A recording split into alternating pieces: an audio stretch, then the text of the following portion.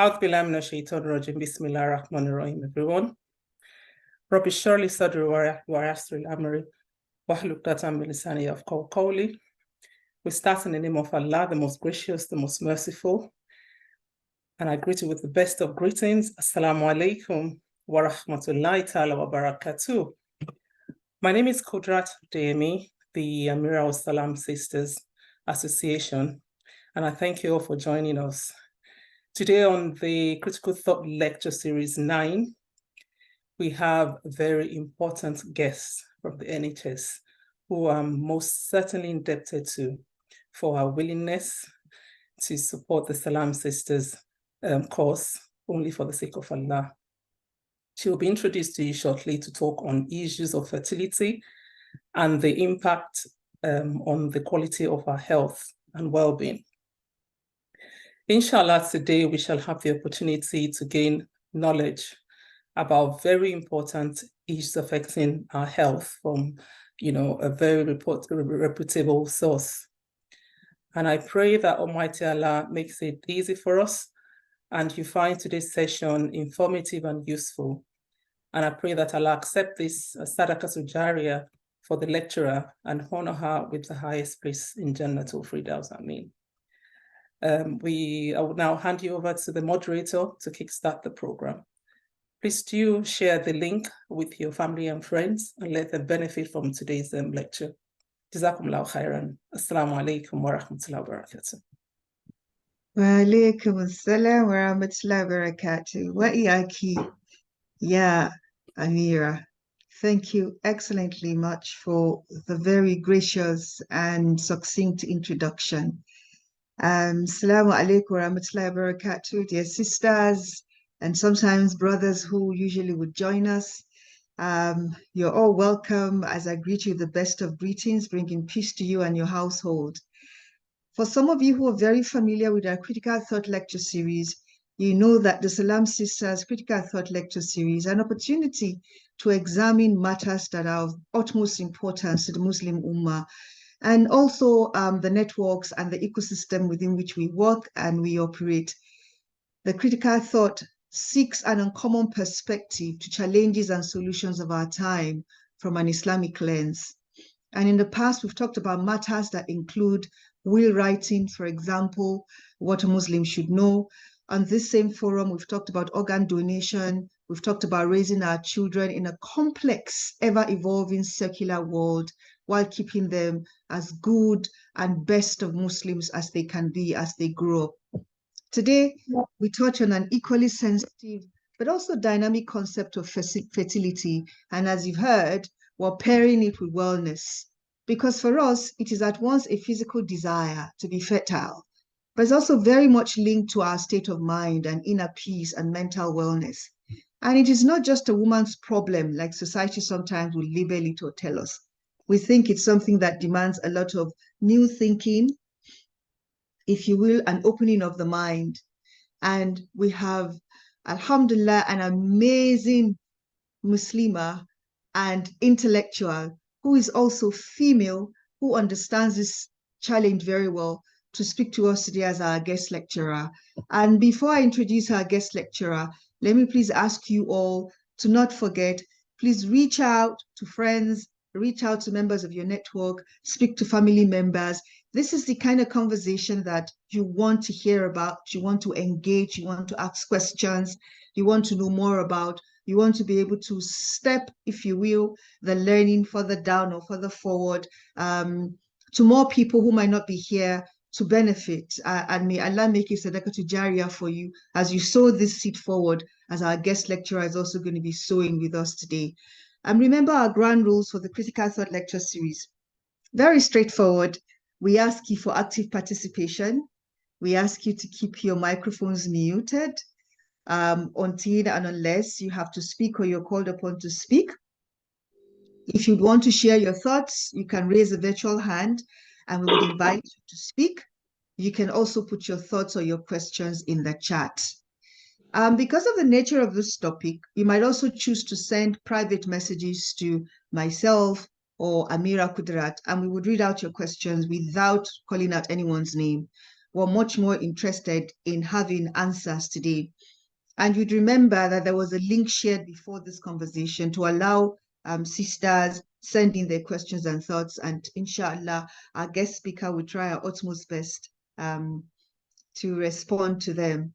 So that's about it. And of course, Zoom has already notified you that we are recording. We always record our lecture series because we want to be able to extend the knowledge and have people who probably weren't able to join or who want to reflect even after they have joined the opportunity to do so. And you'd always find our recordings on our Salam Sisters website. So those are the ground rules shared with you, alhamdulillah. Let me therefore go on to introduce our guest speaker for the 9th Critical Thought Lecture Series, which is on fertility and wellness. A consultant gynecologist and subspecialist in reproductive medicine and surgery, with a Bachelor of Medicine, Bachelor of Surgery, MBBS, and a membership of the Royal College of Obstetrics and Gynecology, MRCOG. Our guest speaker today, need I tell you, is a medical doctor. And she's come with an amazing accreditation of experience, wealth of knowledge, clinical time, where she has given stellar advice to a lot of people who have gone on to benefit. She's been a consultant at St. Mary's Hospital since 2013 and is in fact accredited subspecialist in reproductive medicine and surgery. Our guest speaker graduated from the Manipur Academy of Higher Education in India in 2000. She completed her MD from the University of Manchester in 2013, researching the pharmacogenetics of patients undergoing in vitro fertilization, more commonly known as IVF treatment. Our guest speaker has clinical interests in the management of subfertility, assisted conception, recurrent implantation failure, and recurrent miscarriage. She is the lead, in fact, for all of these important things we've talked about tonight, today, of management of subfertility and assisted conception.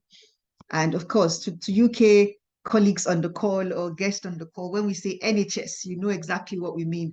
But that's a National Health Service of the UK. I think we should break it down for our international guest as well.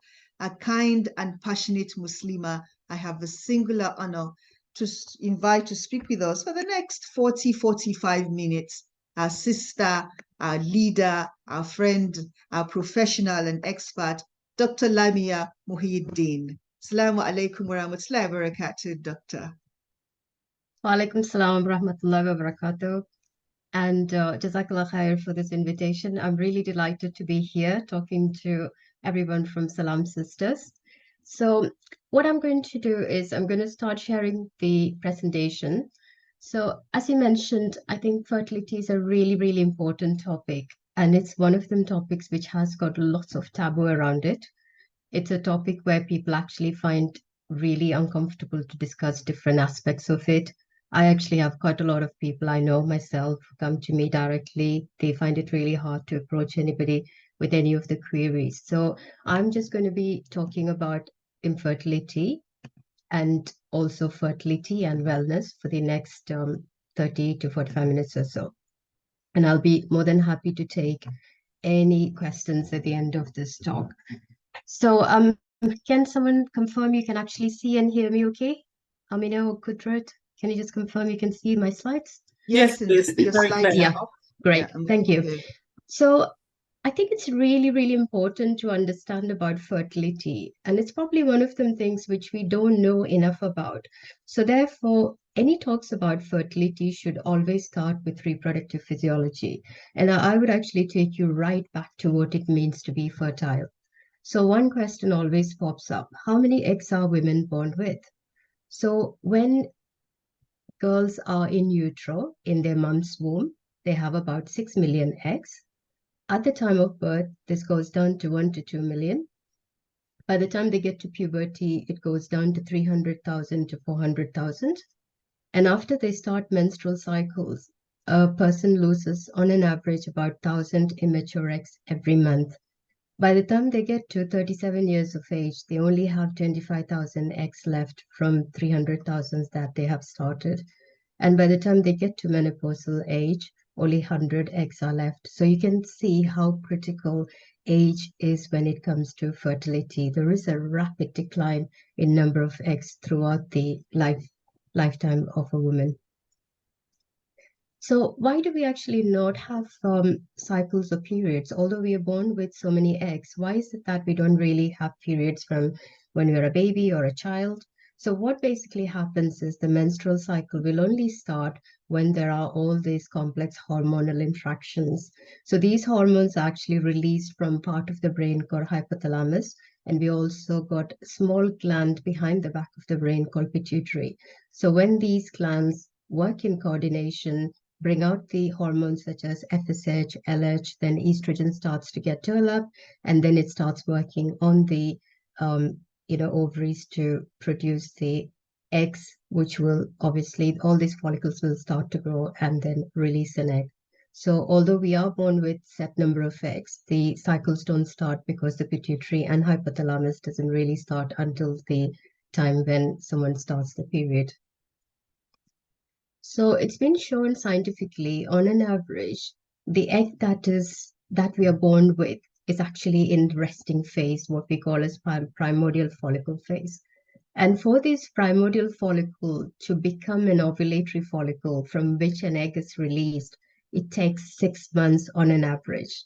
So it's a dynamic process at any given time. If you look into the ovaries of a woman, there will be follicles at different stages. So it is a dynamic process, and at each level, there are so many different, number of follicles that actually go into atresia, which means they just get wasted.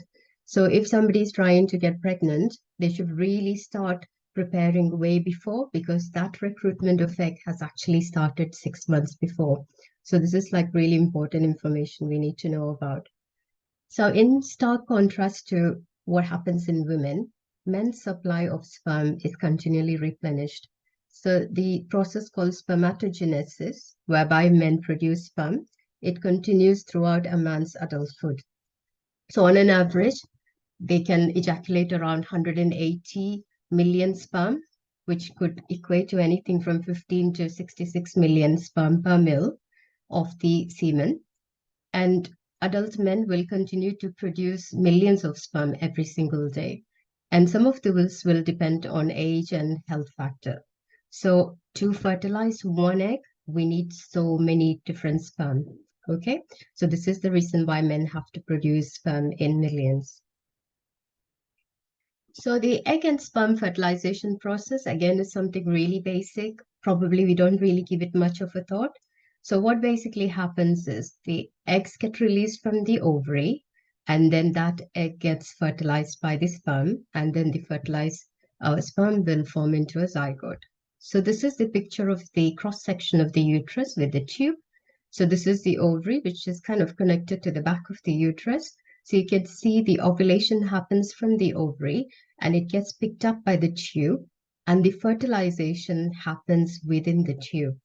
And over a few days, this actually moves all the way across the tube, and then it falls into the cavity of the uterus and gets implanted there. So on an average, about 5 to 6 days after the ovulation is when the zygote or the fetus will actually get into the position of the implantation within the uterus. So people who actually have tubal problems, tubal damage, it doesn't always go all the way down. So that's why some people actually have ectopic pregnancy risk because of the damage the tube already has, because of endometriosis, pelvic infection, whatever the reason may be. And also, when people have one tube missing because of the surgery, because they have had previous ectopic pregnancy, what they have to remember is the tubes can actually pick up ovary from either side. So there is contralateral pickup of the ovary or ovum from both sides, the eggs. So if the left tube is missing, for example, and if she ovulated from the right tube, it can actually still travel across and be picked up by the contralateral side. And that's been shown in animal studies by tagging them with dyes and so on. So that's something we need to be aware of. Even if they have one less tube, they can still pick up the ovum from contralateral side. So implantation is actually a really, really complex procedure. The endometrium, the lining of the uterus, is actually an organ in itself, and it has to really recognize and make sure the embryo that comes in there is actually completely normal. And then it sends so many different signals. There are so many molecules involved in this complex process. So it actually comes and lands on the endometrium. It has to dig through and then get buried inside for the fetus, the embryo to become like fetus and the pregnancy sac. So one thing that always gets asked is the cumulative pregnancy rate. So people who are really young, like say, for example, 23, 24 years of age, they just don't know like what the cumulative pregnancy rate is. So they don't know how long to try before they actually seek any help. So National Institute of Clinical Excellence in the UK has done studies, and they've suggested that in the first year of trying, 84% of people can actually get pregnant. And the ones who try further into the second year, 92% of them actually can get pregnant. So if somebody is really young, there is no underlying problem. There's no reason why people can't carry on trying for 1 to 2 years before they actually seek any help. And this is the initial advice for people concerned about delay in conception, which again is actually produced by the National Institute of Clinical Excellence. And one thing that everyone needs to be very clear about is the fact that fertility declines with women's age. Now, this lifestyle advice, they have to be trying every 2 to 3 days. Previously, we would say try around the ovulation, and that's not the recommendation anymore because people actually get extremely stressed and strained, especially men. They have anxiety issues around that time. So therefore, the new recommendation is anytime from day 8 to 9 of the cycle onwards, they just start trying every 2 to 3 days. And the sperm stays inside for about 72 hours. So therefore, if somebody tries every 2 to 3 days, they should well cover the ovulation period. Now, the reason why they say don't try every day, every 2 to 3 days, is that's how long it takes for the sperm to actually get into its full capacity. Smoking is something that can definitely affect fertility, especially in men. So therefore, smoking cessation program is really important in people who are trying to get pregnant. It's really, really important to maintain a healthy weight. So the ideal BMI between 19 to 29. So those of you who haven't checked your BMI, there is a NHS BMI calculator. If you just log in and write NHS BMI calculator, put your height, weight, and it'll actually give you what your BMI is. And ideally, if you're trying to get pregnant, it should be between 19 to 29. Now, it's really important to kind of think about all the prescribed over-the-counter medications, recreational drugs, and so on, has real effect on the fertility. Occupational hazards, especially in men who are exposed to high temperature, people who are involved in welding type of things, and people who are involved in working in high temperatures in bakery, long distance driving, all these kind of people have high temperature in their scrotum, and that can actually have an effect on the sperm count and sperm quality. So the other preconceptional advice obviously given is the folic acid, which people should be considering. And then I'll talk a little bit about that in the following slides. Then they need to ensure they are vaccinated towards rubella, because if people develop rubella in pregnancy, it's called German measles. It can cause lots of problems in the baby. So if you're actively trying to get pregnant, you should just make sure you're vaccinated towards rubella. And there are tests that can be done. If people are not immune towards rubella, GP can arrange for them to have a vaccination.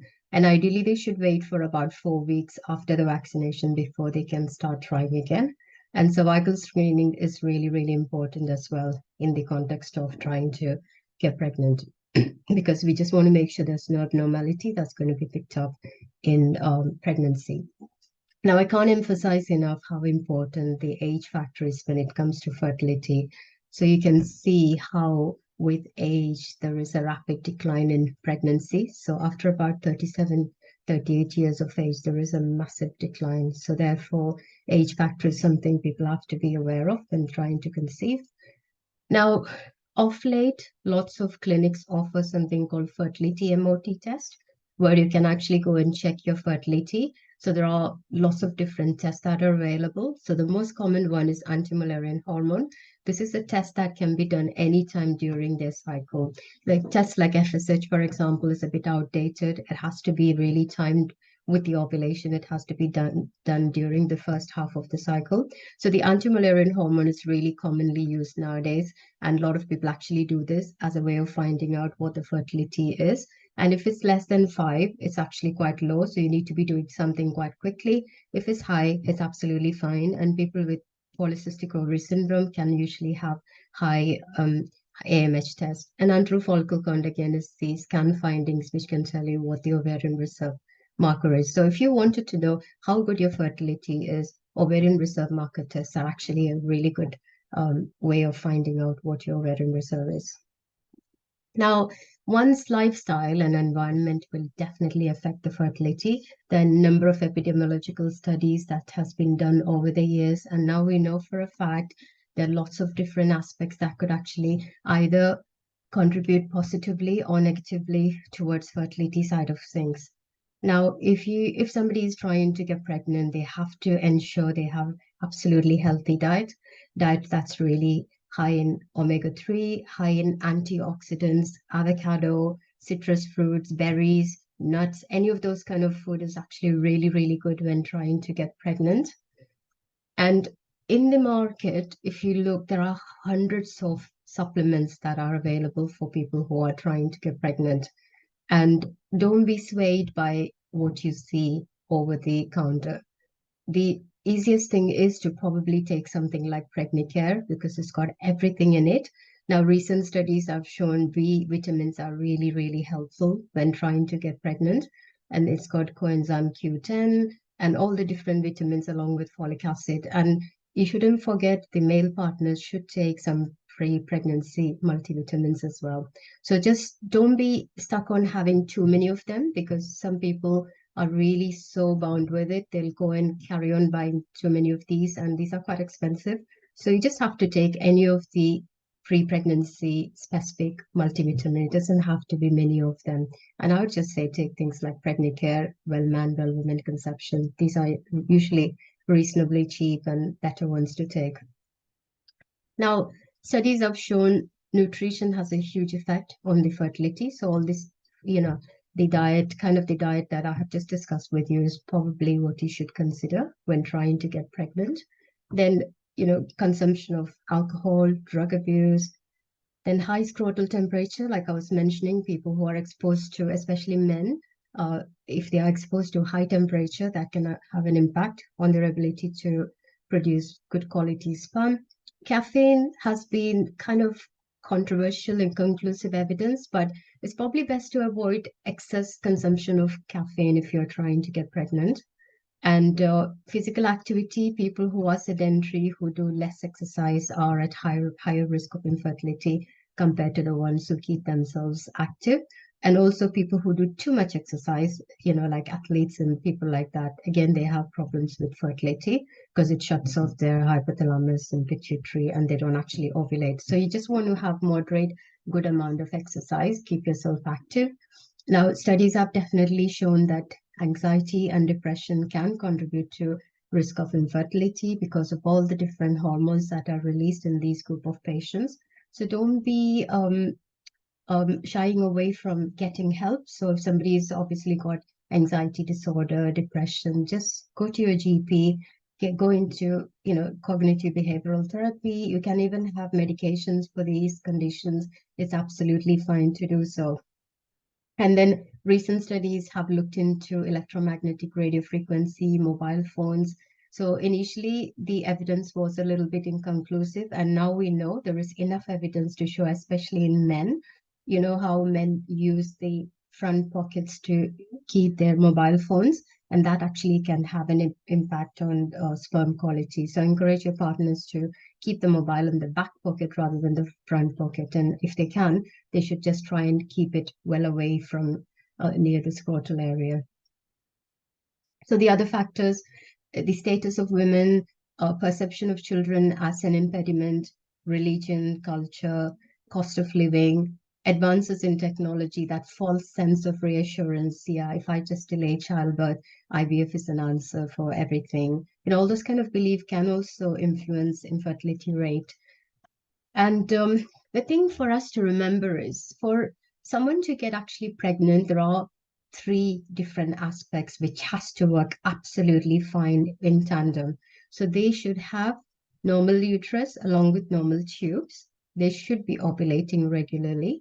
They should have good semen. I mean, their partner should have good semen count. So any of these bits are missing, or if there is any dysfunction with any of this, then it obviously results in infertility. So despite all the lifestyle modification, everything that they, like undergo, there's any problems with any of these, then obviously fertility will be impaired. So what is infertility?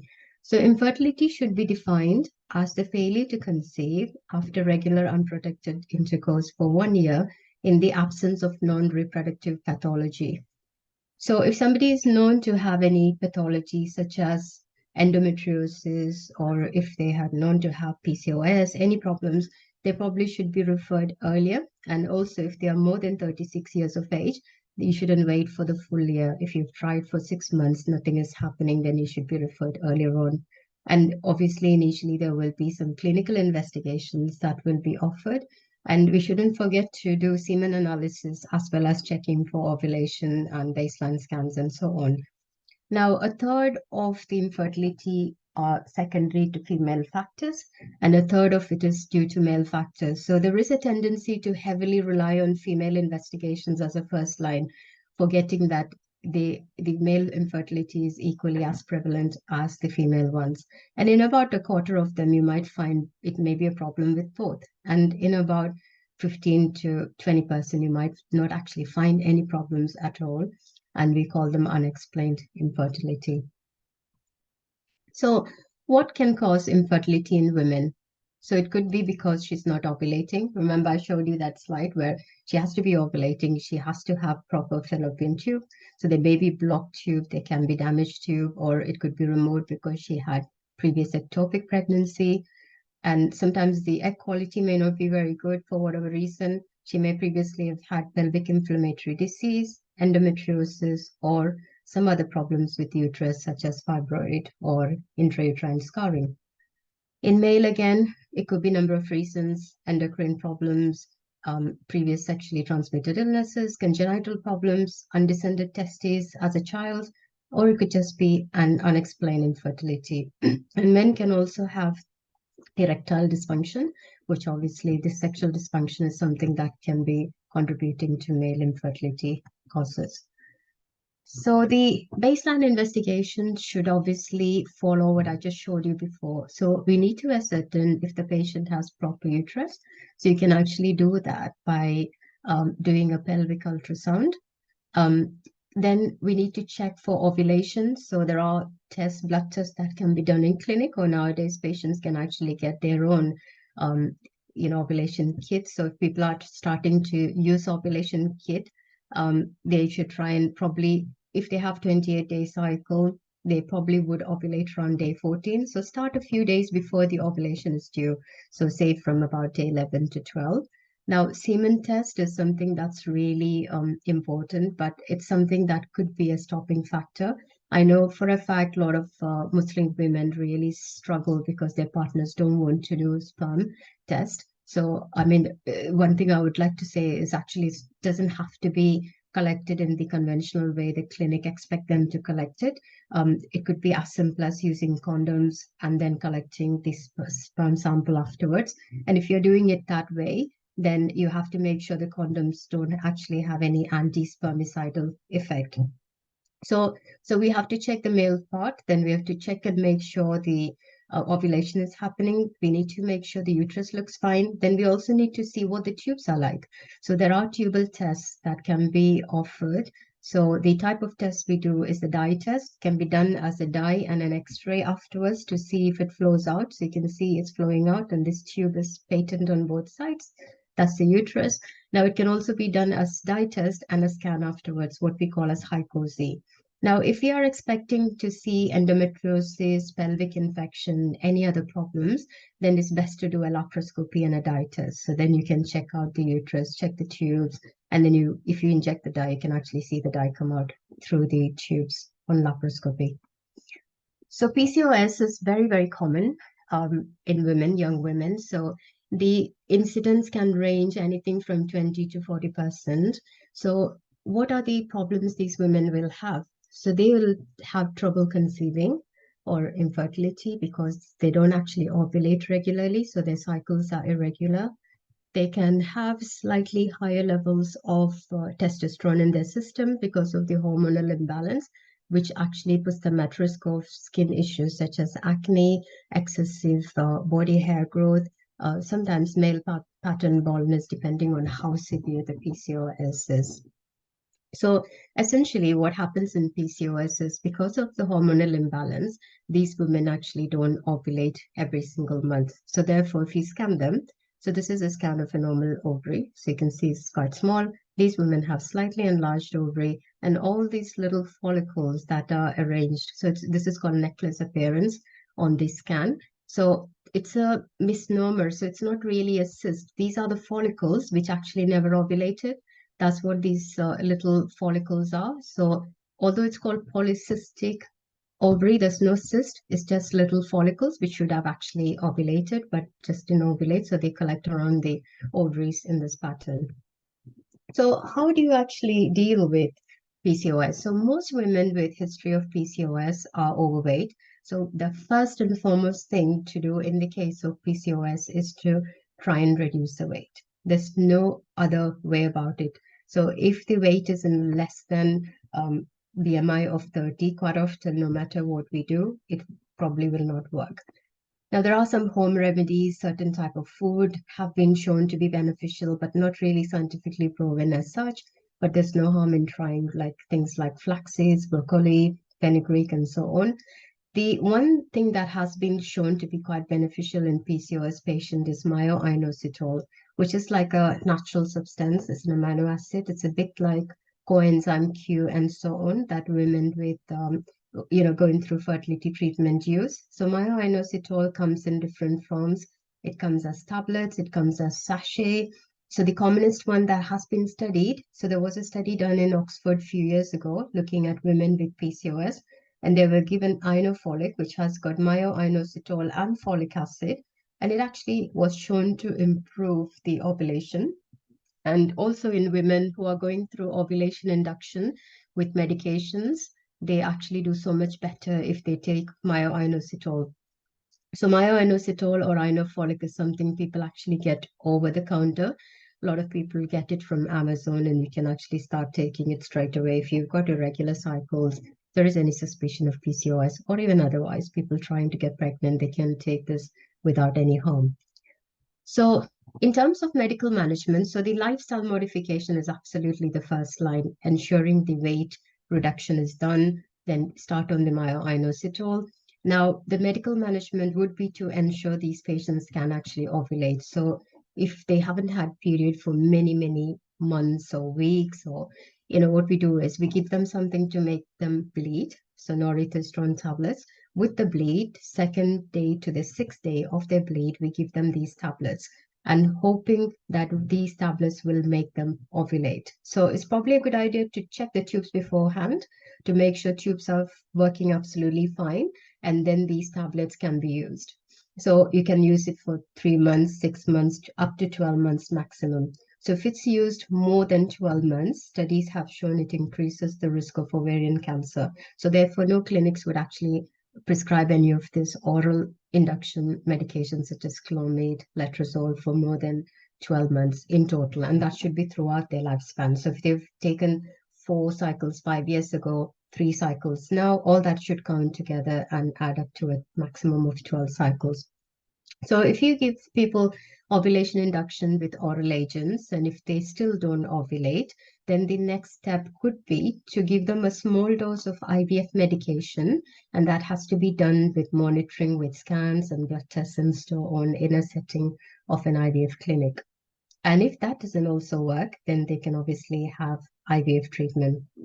and PCOS patients can even go straight for IVF, but the first thing is to ensure they reduce their weight. And one study from Australia a few years ago has shown shedding as low as 5% of their body weight can actually restore ovulation in a lot of these women. So weight reduction, first line is of oral ovulation induction medications. That doesn't work, they can have small dose of IVF injection. And if that doesn't work, then next step will be IVF.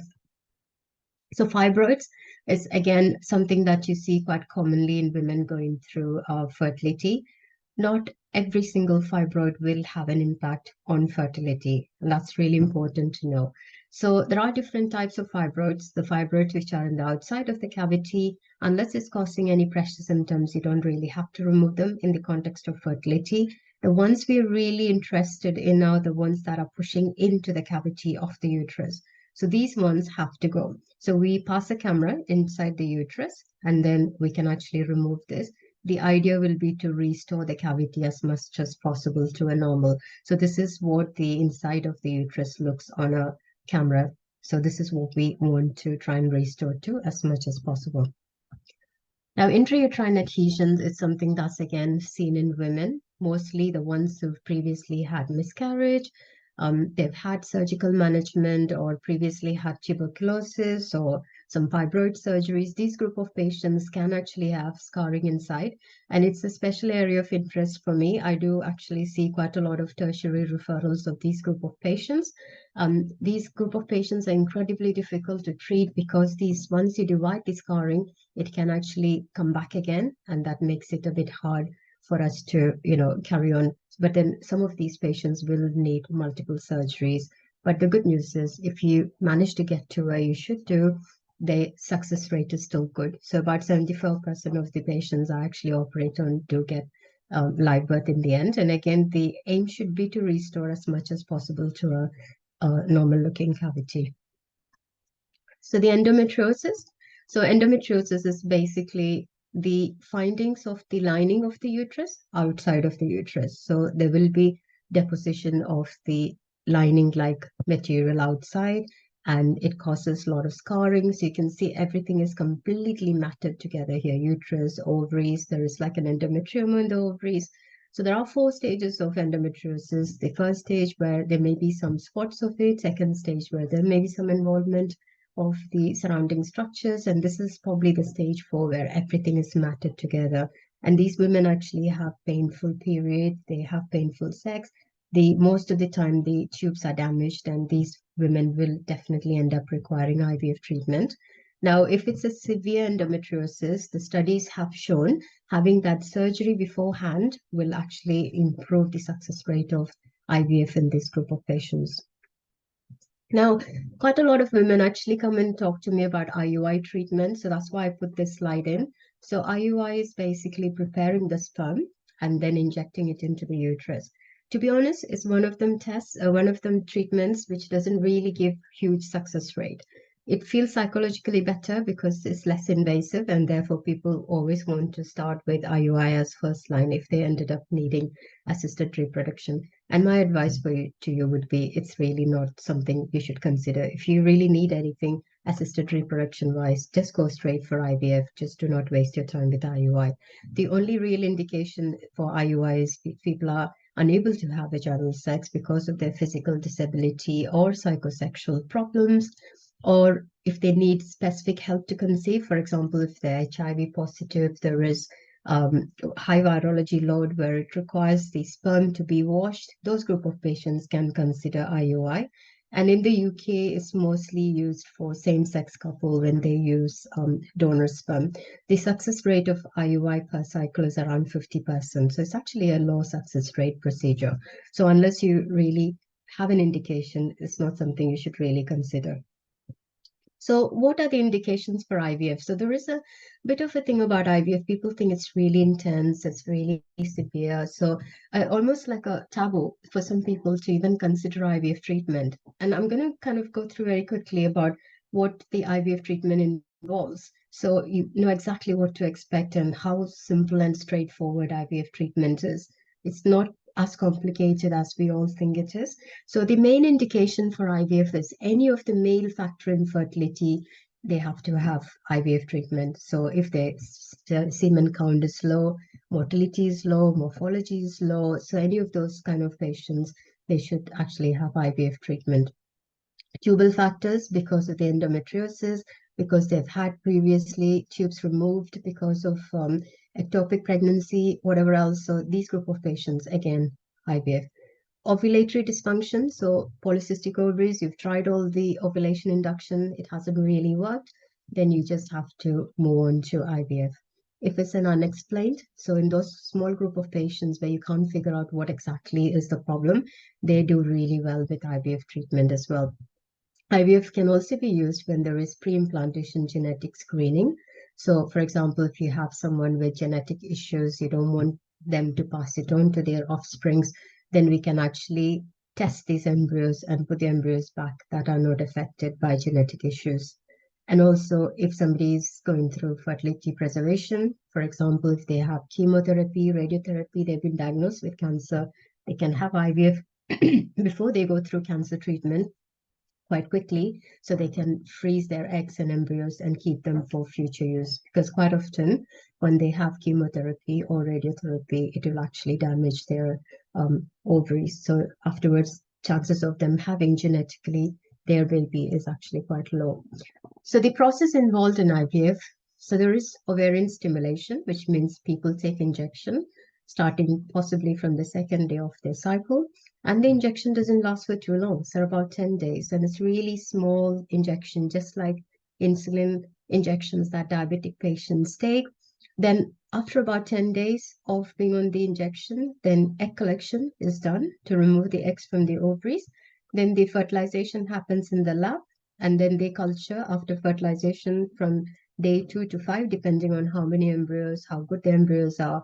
And then at the end of that culture, they put the embryos back in. So it's really, really straightforward. The whole process would only take about 10 to 14 days. And women can still go for work. When they're injecting themselves, they can just carry on with everything. Hardly has any side effects. These are the hormones you would normally produce, but we're just giving in an extra dose so we can stimulate more follicles to grow into an egg. So the ovarian stimulation, so this is what the normal single follicle would look like, and this is how most of the ovaries would look like. So these are little follicles. So we aspirate this and take it to the lab and get the egg from the aspirate.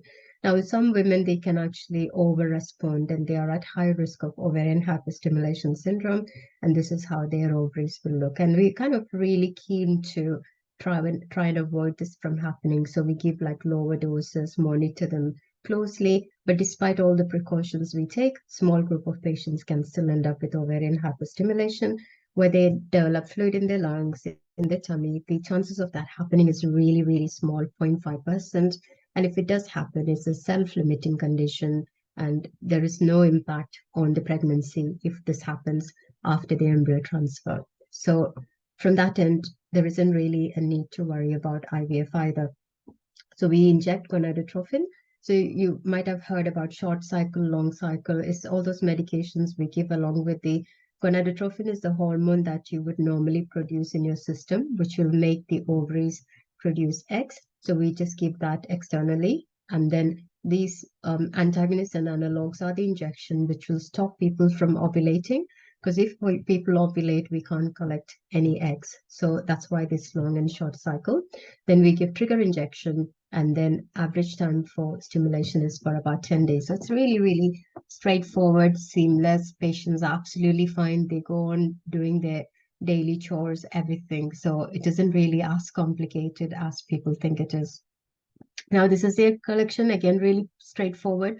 It's done under sedation. So we attach like a fine needle to the ultrasound probe and then collect the eggs from both the ovaries.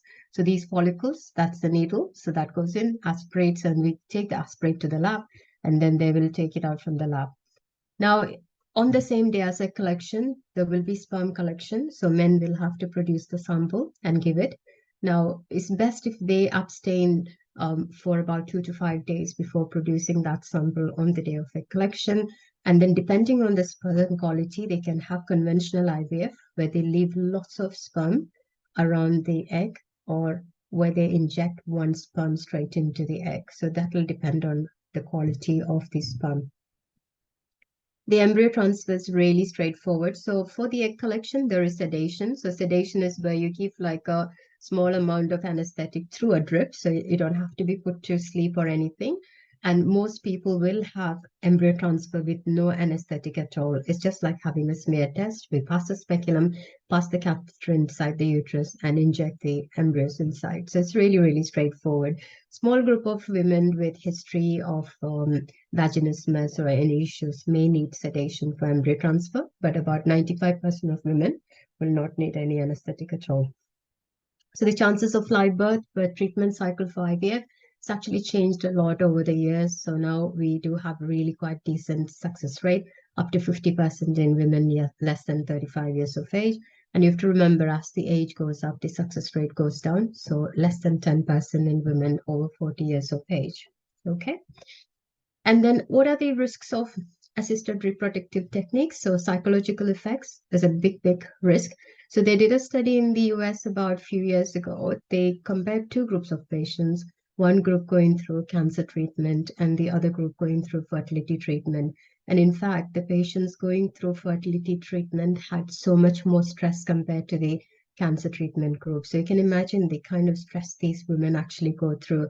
So if you know someone who's going through fertility treatment, it's really, really important we all support them as much as possible.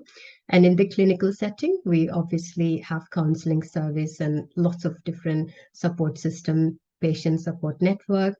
There is a support network called Infertility Network UK, which is a really, really good resource for people who are considering fertility treatment or worried about their fertility. They're a charitable organization and they do offer quite a lot of support to the patients. So they're called Infertility Network UK. So then obviously operative complications from egg collection is like really, really rare. We hardly see any complications. Egg collection is straightforward. Patients go home after 2 hours or so after egg collection. Ovarian hyperstimulation, again, the severe form is quite rare.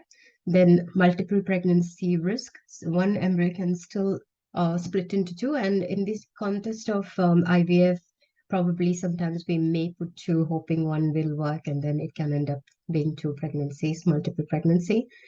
Studies have shown perinatal morbidity and mortality is slightly higher in IVF babies compared to otherwise. But again, it's a really, really marginally small difference, so nothing to worry about.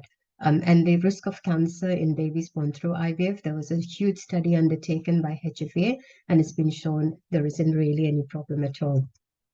So azoospermia is the last thing which I wanted to talk about, is when there is no sperm in men. So there is a small group of men will not produce any sperm at all. So when they do semen tests, you will not find any sperm.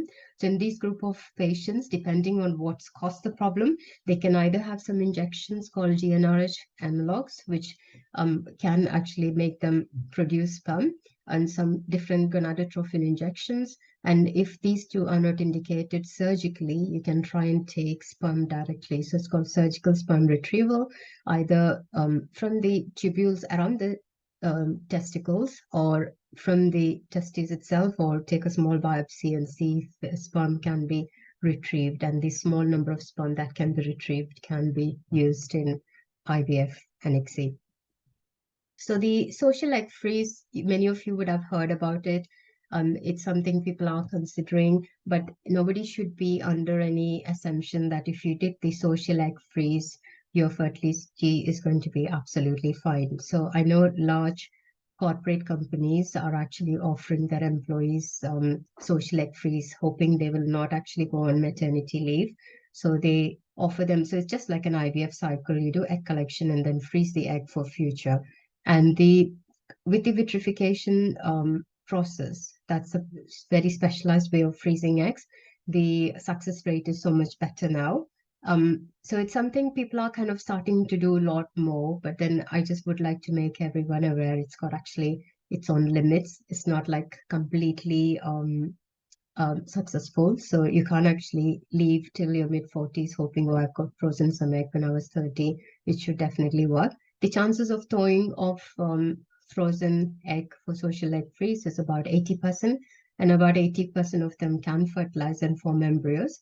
But again, only 50% of them can give pregnancy. So it's something to consider. People have to delay childbearing, but it's not without its own problems. Okay, so that brings me to the end of my talk. So I'm going to stop sharing so I can actually see everyone and start discussing any queries. MashaAllah. Jazakumullah khairan, dear Dr. Lamia, for the very detailed and thorough intervention. We don't always get these kinds of explanations, from a professional who digs in deep and also tells us what we will call the behind the scenes, the kind of medication, what the system itself is thinking. Most times, especially for women, women's bodies are just treated like, experimental cartel. Nobody tells you the process or tells you what to expect. But today you have broken it all down, and you have raised such an amazing, amount of thought. I'm going to open the floor shortly for questions and also bring forward some questions we already collected. I have some of my own. Amira Kudrat knows this topic is very important to me. And I would first, however, just try to recapture some of the things you have said as quickly as possible. And where I think there's need for clarification, I would also raise that with your permission, and then you can start with those clarifications before we go into the questions themselves. I think it's very important the way you have defined, fertility, about that absence of conception after 1 year of regular unprotected sex, and the point you made about the fact that if there's nothing wrong with you, it's okay to wait 1 to 3 years. And I want you to emphasize that when you come to make your interventions, especially against the age of the female and the age of the male. Doesn't matter what age the male is. You've been very clear about the fact that it matters what age the female is. But I want you to help clarify that. That's my alarm going off because you used time very well. So I didn't even have to tell you it was time. So I'm just switching off my alarm now. I think especially because of the point you made about the fact that we are born with about 6 million eggs, and by the time we go to menopause, there's just 100 left. Subhanallah, that was very, very, picturesque and very, very, concerning. And it doesn't get clearer than that. But then men continue to produce millions of sperm, even into adulthood and probably even into, Old age. the twilight years as they age. So what advantage, and that's my second question to you, dear resource person, if you can help me note that, what advantage do men then have over women as far as, Yeah, so I mean, traditionally, people have been really stuck on women's age. We know for a fact. I mean, in women's age, it's actually very clear because we know we have this little reserve of eggs, which we use up over a period of time. And by the time we get to menopausal age, it's all depleted. And after 40 years of age, because our eggs are as old as we are, they actually start to decline in quality. So therefore, high risk of having babies with problems after 40 years of age, Down syndrome, Turner syndrome, and so on. Now, in the context of men, because they carry on producing sperm throughout their life, that's how they are set up. I mean, to be honest, I feel like women are still superior because we just need 1 egg, but we need like millions, 15 million plus of male. So Allah has, I think, created women more superior compared to men. So although they produce throughout their life, so much of them is required to fertilize 1 egg. But recent studies have looked into impact of age of men in terms of, fertility side of things. And there is definitely a decline in sperm quality with age and with the health problems, everything men will develop afterwards, diabetes and so on, hypertension. And there was one epidemiological study looking at the effect of men's age and children's mental capacity. And there was slightly increased risk of having babies with autism. But, we're talking about just very marginal rise, and therefore it's not huge. But then having said that, there is more recognition of men's age nowadays. So we would say for men after 45, it's probably not as good as it would be before. So for women until 40, for men until 45. Yeah. MashaAllah. Thank you, dear Lamia. So another question that I like to ask by way of summary and also clarification is that you mentioned the importance of vaccination, and you particularly mentioned rubella. And I was wondering if there were other kinds of vaccinations that we need to pay attention to as well. Because I know there are times when people come, especially in the global south. I live in Abuja, for example, and I know that our girls have been encouraged, before they grow into womanhood or become sexually active, to take cervical cancer, vaccine, for example. HPV. And I was wondering if there were others that you'd like to also speak to us about. Yeah, so vaccination wise, again, nowadays in the context of COVID, so COVID vaccination is something everyone should consider when they're trying to get pregnant. So initially there was quite a lot of worry as to is it going to cause any harm to the baby? But now we know COVID has got more harm on pregnancy, like miscarriage risk, stillbirth, and so on. So therefore we would very strongly encourage people to take vaccination beforehand. And if they're due for one during pregnancy, it's absolutely safe to do so.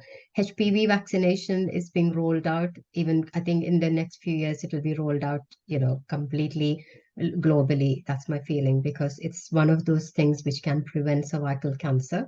So obviously, if you can prevent it even before girls start becoming sexually active, that will reduce the incidence quite a lot. So that's one thing. Although not directly related to fertility per se, but that's something definitely women should consider having.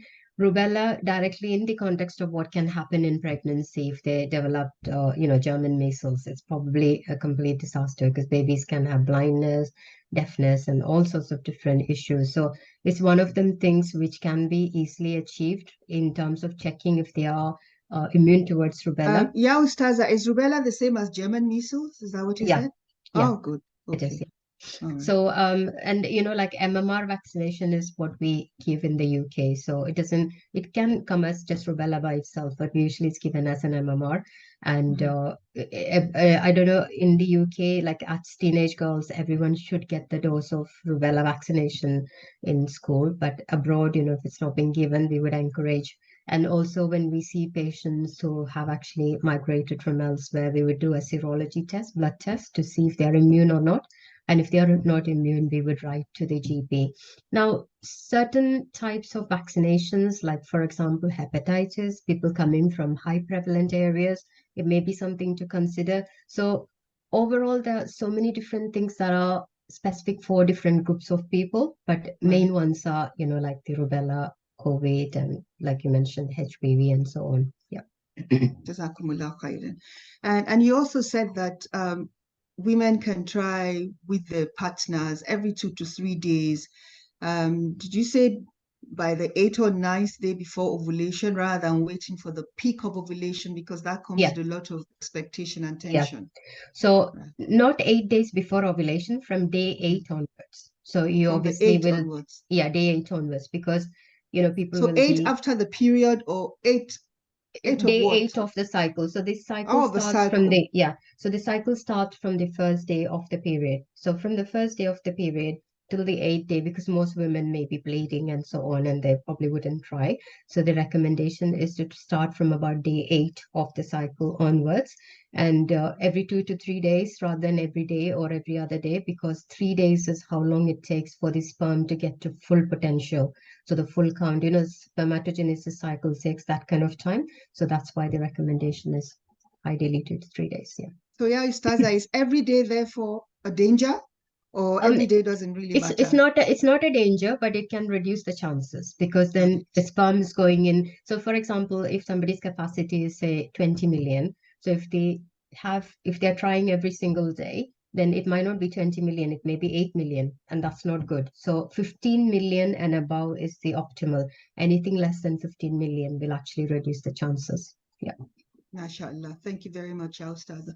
And you said to avoid excessive caffeine, avoid smoking, deal with anxiety and depression. And you excellently mentioned that there's even network of infertility to support people who are going through fertility needs, and to eat more fruits and vegetables and omega-3 like salmon, fish. You said something very important about men and boys, I'm assuming, keeping their phones away from the lower front part near their genitalia, better to keep it in the back pocket or away from the person. Is this for men or for boys as well? How soon I should mean, one be aware of this? yeah, so the thing is, it probably should start from the teenage years, to be honest, because that's when they start producing sperm. So initially, when the mobile phone came first into the market, there were lots of studies looking at brain tumors and lots of different things. So in the context of fertility, they had done lots of small studies initially, but now it has been confirmed by large epidemiological study, showing, especially in men, because they have a tendency to keep it quite close to the scrotum. And so the recommendation is to try not to keep it anywhere in their pockets if possible, but if they have to, keep it in the back rather than in the front. So the electromagnetic radiation effect on the scrotum is actually way less. Yeah. So probably we should start from the teenage years. Yeah. From the teenage years. Jazakumullah khairan, Doctor. To collect a sperm sample, you said sometimes because it can be very sensitive, a couple might want to use a condom to collect it, but they should be sure that the condom does not contain like spermicides. Is there a particular brand of condom that you can recommend, or is there a place where they can get that kind of condom should we need them? Yeah, I think it's any, to be honest. You just need to ask the shop, has it got any Ask the shop. spermicides? Yeah. Because I know some condoms come with anti-spermicidal things, so that will kill the sperm. So that can't be used because especially Muslim men, they don't like to produce sperm the conventional way the clinic expect them to. So therefore, this is the next best thing because a lot of women unfortunately can't proceed further because their partners don't want to produce sperm. They find it slightly not within religious thing to produce it the way the clinics expect them to.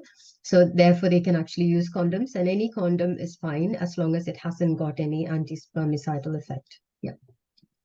Jazakumullah khairan. You talked about polycystic ovary syndrome, and you advised weight reduction as well. I'll come back to that later.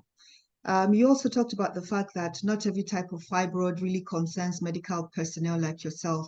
It's the one that is within the womb that obstructs conception. That's the one you're worried about, and that would need to be removed.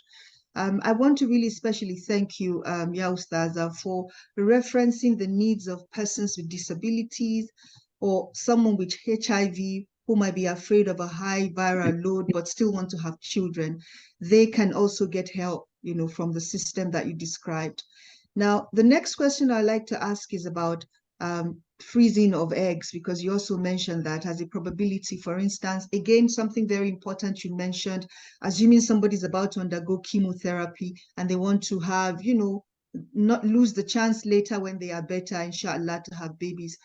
You said, yes, eggs can be frozen, but then you had a cautionary note that I wanted to re-explain, that it's not totally a guarantee that because you freeze your eggs that they're going to be there fertile at a later year when you need it.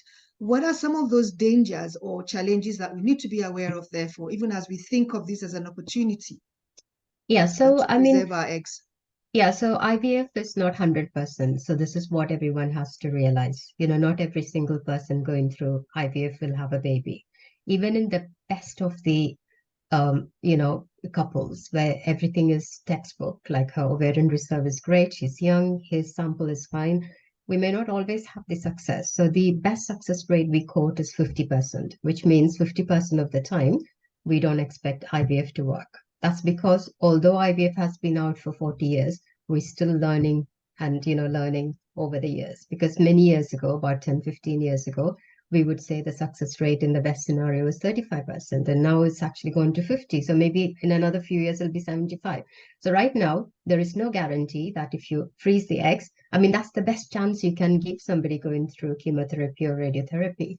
But we always do it with cautionary notes saying there is no guarantee. The success rate is probably going to be 50% when we thaw and so on. And it's the same for social egg freeze, because lots of corporate companies are almost trying to, I don't want to use the word fooling patients, but trying to make them believe this is an answer to your problem, because then women don't go for maternity leave. So it's great for them. They keep them till they are late 30s.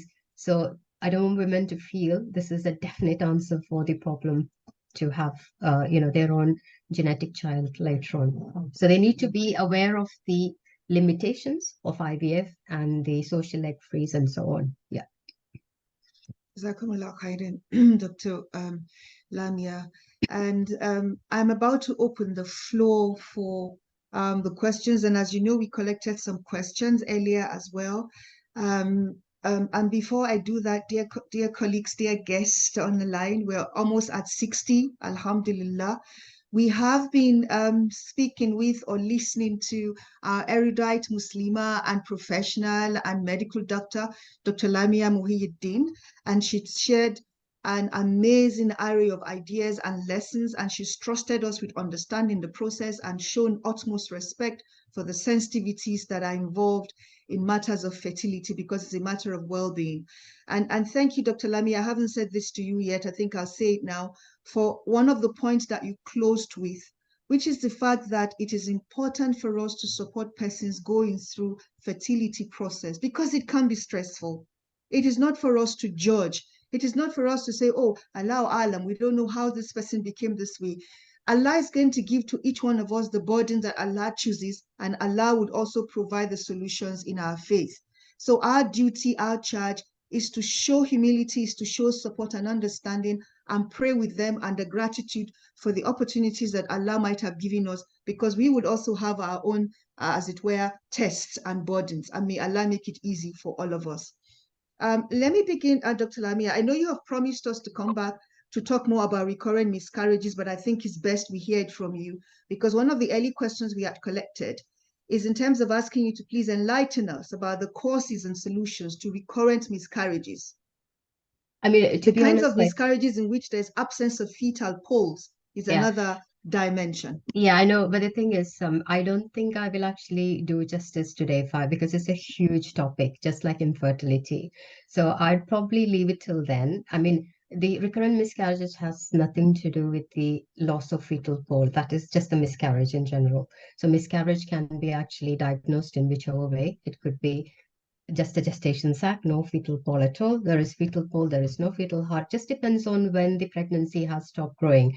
So whether it's recurrent miscarriage or just first miscarriage, miscarriages will actually present exactly the same way. So it's not different. The way the recurrent miscarriage actually represent differently is just the fact that they keep having miscarriages after miscarriages after miscarriage. And it's actually a really huge topic. So maybe it's best if we just leave it for next time. Will that be okay? Inshallah. Yeah, Inshallah. And here, guests, our sisters and our brothers, I'm going to ask Amira to please put in the chat a menti.com link with a code. You have the chance to actually share with us what you think the next Critical Thought lecture series should be about. We have our networking forum where we also are able to take forward issues or matters or challenges that are unconcluded from our Critical Thought conversation. And inshallah, we have one coming in the next few months. And Dr. Lamia has kindly, agreed to join us. So matters that we don't conclude here today, inshallah, we're going to take it forward. But there's going to be a code that's going to be in the chat to go with the menti.com to also allow you tell us what else you think we should do. Remember, Critical Thought lecture series look at important issues of our time and challenges and think about the solutions in the context of Islam in the world that we live in today. The code will be up shortly. Ustaza, there's a question about how women with PCOS get pregnant. I think you kind of addressed this, earlier as well. If you want to speak a little bit to that as well, that's also fine. Yeah, and then there was a question about the circle. Where does one start counting the circle from? I think you also answered that, but just in case, so that we learn more. So with regards to PCOS, obviously first line treatment will be lifestyle modification. Like weight is really, really important. Eating the right diet, getting the weight down, all those kind of things are like the first line. Because no matter how many medications or whatever treatment we do, if the BMI is more than 30, there's no way it's going to work. We can say it for sure. So that's why the National Institute of Clinical Excellence is the NICE guidance, which sets out all the evidence-based practice in the UK. So they very clearly say, unless the BMI is actually close to 30, we shouldn't really be doing any of this, treatment. So the first line would be to have tablets to see if that tablets help them ovulate. If the tablet doesn't help, you can use a small dose of IVF injections to see if that helps them ovulate. And if that doesn't help, then IVF will be the last line. But to be honest, like a good proportion of patients who actually manage to lose their weight can actually do really well with oral tablets. That's probably all they need to get pregnant. You know, weight loss is such a very sensitive topic that maybe we need to consider doing another time as something on its own, because there are people who sometimes maybe genetically just obese, and they try everything, they do everything, and they just cannot lose weight. So I'm glad you raised that, which was why I said I was going to leave it to later, earlier. Maybe it's something we need to talk about, and we're going to seek your advice, and also, inshallah, on what to do about that, or how to in address the that. specific context of fertility, Amina, I would like to say that nowadays patients are actually really good at getting things like bariatric surgery. So a few years ago, when people were heavy, they just stayed heavy, they lost their chance because until they are 40, they never attained the weight, therefore they were never eligible for IVF treatment. But now people have actually become really, really smart about weight loss. So they consider bariatric surgery so much earlier in their lifespan. And many of them, because there's a massive waiting list in the NHS for these surgeries because of COVID backlog recovery, many of our patients actually go to Turkey and abroad and have it done. So in the context of fertility, unless they get that weight down, there is unfortunately nothing we can do. And we know for a fact it won't work. And therefore, no matter how much they try, they will have to embark on some way or the other to get that weight down. So the bariatric surgery is something we talk to patients quite a lot of now compared to 10 years ago. So that's something probably people have to bear in mind. You're right. I mean, some of these people can't lose weight no matter how much they try, especially PCOS women, because of the hormonal imbalance. Even if they try really hard, they can't lose weight. And therefore, bariatric surgery is something they should consider sooner rather than later. May Allah make it easy for all of us. Related to the issue of the calculation of time, this is about pregnancy. And so a sister says, Alhamdulillah, I'm currently few weeks pregnant and it's my first time. How do I calculate my weeks? Is it from the last period I had, which was 13th October, or the next I was expecting 9th November, which I missed? How many weeks am I gone in the pregnancy? I guess So 13th October 2023. Yeah, so it will be the first day of their last period is where we calculate from. So we know realistically they don't actually get pregnant until they ovulate. So when we say 4 weeks, there are only 2 weeks actually. But because we don't know who's ovulating when, did she ovulate 10 days before, 14 days before? So as a general thing, we always calculate from the day of the first day of the last period. Now, people going through IVF treatment, we know exactly how many weeks they are. So when they are 2 weeks pregnant, we don't call it 2 weeks pregnant. We'll still call it 4 weeks just to make it more conventional. So everybody will have additional 2 weeks added to their implantation. No, thank you for this clarification. That is when you're told your EDD is plus minus 2 weeks. That's where it comes from, right? Yeah. This is a wellness question. And a sister says, I can barely sit for 25 minutes without having waist pain. My food doesn't digest fast. I feel light but uncomfortable pain at the right side of my stomach. Feeling nauseated, but I do not vomit. I feel weak in general. I feel uncomfortable like before. The doctor that confirmed me pregnant told me they are all pregnancy signs. Please, is there anything you could advise to ease on these symptoms? Very uncomfortable. I mean, how many weeks is she? Does she say? The sister doesn't say, but I'm assuming maybe it's the same sister who's just in the first trimester. I think it's all probably connected to the pregnancy, and hopefully, inshallah, it'll all wear off once she gets close to 12-week sign. Yeah. I mean, another question that we had front-loaded before today. Please, ma'am, I haven't been seeing my monthly flow since the past 6 months. What caused it and what can I do? So there are a number of reasons why people don't actually have regular cycles. So the first thing she needs to do is to go to the GP and get some baseline tests done. It could be PCOS, it could be thyroid problems, it could be any of those things. We need to do a scan, see what's happening. We need to get a history as to what was happening beforehand. So I think the best advice I can give will be for her to go to the GP, do some baseline tests, and then take it from there. And if it doesn't come back, or if it's not something that GP can figure out, they'll refer her on to the specialist. And there's a question following that. How do you track your menstrual cycle if it is irregular? So So this if sister it's has a cycle that is not regular. Yeah. Yeah, so if it is irregular, it's kind of really hard to track, but I would actually urge everybody who's trying to get pregnant to get the app on their phone. So nowadays we have app for everything, don't we? There are even apps to remind people to drink water and all sorts. So the app should be downloaded, which will actually track their cycles. So whenever they have period, just put it on. So even if it's irregular, whenever you can actually put it there. So when you get to the point of seeing the fertility specialist, they know exactly what the pattern is. So for us, I mean, it's quite a lot to actually discuss in this forum, but then depending on the pattern, what's happening, we get quite a lot of information. So that's a really good question. How do you track the period? And it's really important that they do. So when they go to the specialist, they know exactly what the pattern is, what may be the problem. So infertility is probably one of those fields where you can get quite a lot of information even from history. So a good tracking, good history will give us a lot of clues as to what it might be. And a sister says an example of an app is Key Tracker. I hope we're all paying attention to the chat because some very interesting things are in the chat, including the Mentimeter code. Amira, can you help post again so you can tell us what else you want us to talk about by the 10th Critical Thought Lecture Series? This is our 9th, actually. Yeah, Ustaza, this is a very important question of well-being, and I can empathize with where this sister is coming from, and I just want you to be able to share advice as well as words of kindness given your experience. And the sister says, you know, what causes lack of conception? For 17 years she's been wanting to have a child, and she's married 4 different men, but to no avail. What does she need to do next? So I'd say she needs to get referred to a fertility specialist. So I think I have spoken enough, haven't I, in that 45 minutes, what could go wrong.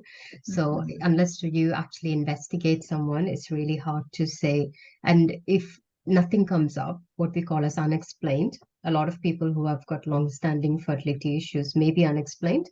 And then how do we treat unexplained? Maybe IVF is the option going forward. So it's probably best to see a fertility specialist for further assessment and see what's happening. Yeah. Thank you, Doctor. I know we're going to treat miscarriage as a separate topic of its own, but this looked like a very straightforward question that was asked. How many weeks should one expect to bleed after a miscarriage at 15 weeks? Is there a norm? Is there an average? So it can actually vary. So especially at 15 weeks, because there is placenta and everything would have been a bit bigger than when it is an early miscarriage. Even for early miscarriage, it can range anything from 2 to 3 weeks to a few months. There are patients who will actually carry on bleeding for a good few months. So my advice would be, if the bleeding hasn't settled by the 4th week after the miscarriage, they probably should get a scan done. They should go back to the early pregnancy unit and get the scan done to see, are there any retained products, any issues? Is that why they are bleeding? So in about a month after the miscarriage, if the bleeding hasn't settled, then probably a good idea to get it checked by a scan. I want to return to the questions in the chat now, dear doctor. And we have a series from about 6 questions from a sister. I'd like to start with those. How can one get rubella vaccine in Scotland? I guess not just Scotland, anywhere else that you know where you can get it from. GP? In where you live, for example. Yeah, GP should be able to give it. It's something that's very, very easily done with the GP's practice. So if they contact the GP, especially if they say, we are trying to get pregnant, GP will be really on top of it. They'll bring them in, give the vaccination. The important thing to remember is you should not get pregnant for 4 weeks after the rubella vaccination, because it's a live attenuated vaccine, which means if you get pregnant, it can actually become active in pregnancy. So the recommendation is not to get pregnant for those first 4 weeks after vaccination.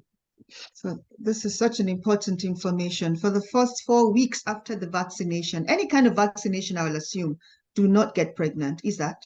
I mean, it depends on what vaccine we are giving. So if it's a live attenuated vaccine, we shouldn't. Yeah. Right. So, well, still linked to Scotland, really. The last question is about if you're trying to get support to have a baby aside from the NHS? Is there anywhere else one can go for support? There are lots of private clinics across the UK. So, I mean, people can Financial support. Financial support, I'm not entirely sure, but if people can actually self-support, I know there are groups that actually support women. So I was actually asked to go and give a talk in one Jewish community about fertility and stuff, and they actually have a group within themselves who help fund people who can't actually fund their treatment. So I'm not entirely sure if you've got any Muslim organizations similar to that where we could actually help, because it is quite expensive. IVF is, each cycle is about £5,000. So I'm not entirely sure about any such organizations that will. So most of the people who go there, either they're some group they are part of will support, or they have to self-fund. MashaAllah. Dear guests and colleagues, please, if you do know of other resources we might not be aware of, this is a close-knit community. Please put in the chat. Maybe it's a link to a website. Maybe it's a number that someone can call. Let us do this act of goodwill on behalf of our members of our Ummah. If you have any information that you think can be useful, you can share it generally. You can also share it by direct messaging. Another question, dear doctor, is vitamin D3 the same as the vitamin D recommended for females? It is. Yeah. So when we talk about vitamins D, there are different subsets of vitamins like D2, D3, and so on. So if it's recommended, the actual medication you take is something called cholecalciferol, so which is like one of those vitamins. So people don't have to worry about getting the D3 or D2. You can just go and get vitamin D.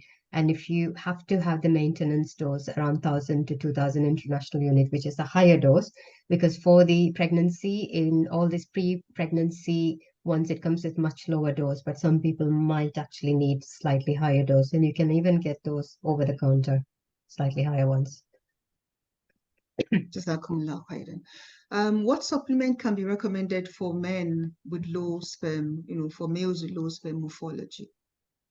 So my advice would be to stick to something really simple, because if you look in the market, there is so much people actually market for people getting through pregnancy and conception, because they're such vulnerable group of patients, and people are really, really making use of that. So I had one patient, and she was saying she's spending something close to £500 every month with all the supplements.